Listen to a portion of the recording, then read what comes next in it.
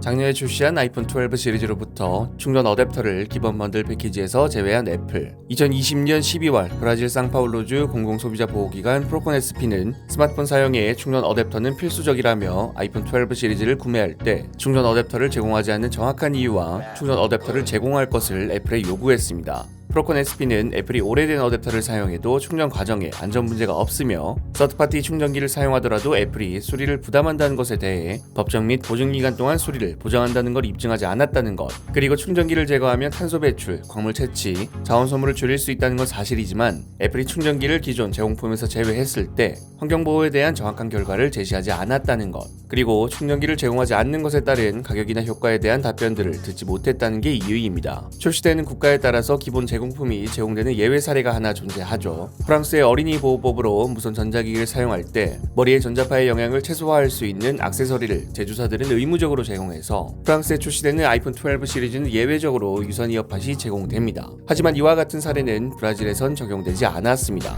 브라질 IT 매체 틸트는 애플이 아이폰 12 시리즈의 기본 번들 제공품에 충전기를 제공하지 않았으므로 브라질 상파울루주에서 소비자보호법 위반으로 벌금이 부과되었다 보도했습니다. 벌금은 1,054만 6,442.48레알, 하나로는 약 21억 원 정도입니다.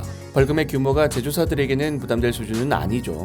애플은 대부분의 고객들이 이미 여분의 어댑터를 가지고 있어서 새로운 어댑터를 제공할 이유가 없다는 대응이었는데 프로콘에스피는 그 이유에 납득하지 않았고 애플이 설득력 있는 설명을 하지 않았기 때문에 즉시 벌금을 부과하기로 결정했다 밝혔습니다. 프로콘에스피의 전무이사인 페르난도 카페즈는 벌금이 부과된 후 애플에 엄중한 경고를 하면서 브라질 소비자 보호법과 제도를 존중하고 정확하게 이해해야 한다 언급했습니다. 애플은 이번 벌금에 대해 항소할 수 있고 법원의 판결을 기다릴 수도 있습니다. 이것과 똑같은 사례가 있죠.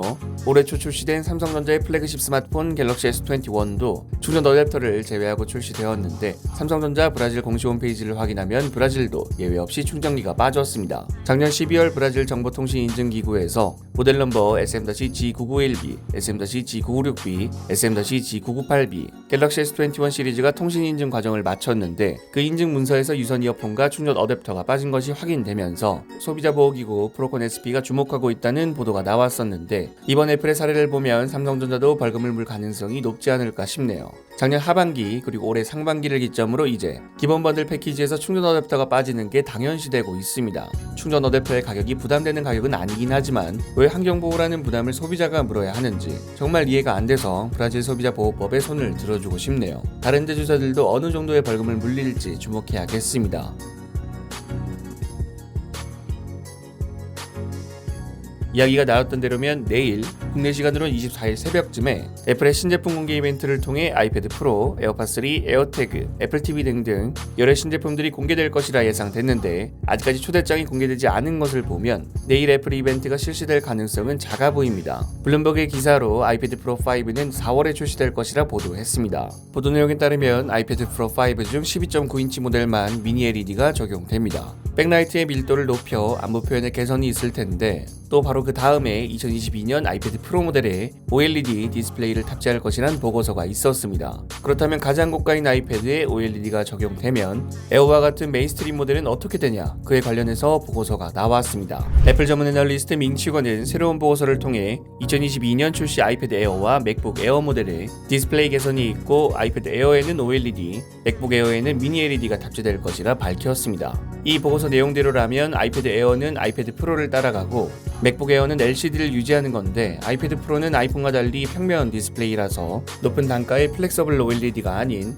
리지드 OLED를 탑재하여 미니 LED와 비슷한 단가를 유지할 수 있다는 겁니다. 또한 생산성 작업이 요구되는 맥에는 장시간 동안 같은 화면이 띄어진 경우가 많기 때문에 애플은 맥에는 OLED를 도입할 계획이 없다고 합니다. 여러분들이 생각하시는 충전기 벌금과 2022년 에어 라인업에 대해서 댓글을 남겨주시면 감사드리겠습니다. 시청해주셔서 감사합니다. 지금까지 알비였습니다.